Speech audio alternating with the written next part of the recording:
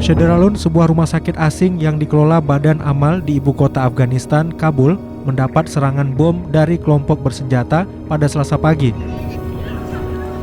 Kementerian Dalam Negeri Afghanistan mengatakan kelompok bersenjata menyerang rumah sakit di daerah Das-e-Barchi sekitar pukul 10 pagi waktu setempat. Sedikitnya 8 warga sipil tewas dan banyak lagi yang terluka, sementara 40 orang selamat dari serangan bom itu.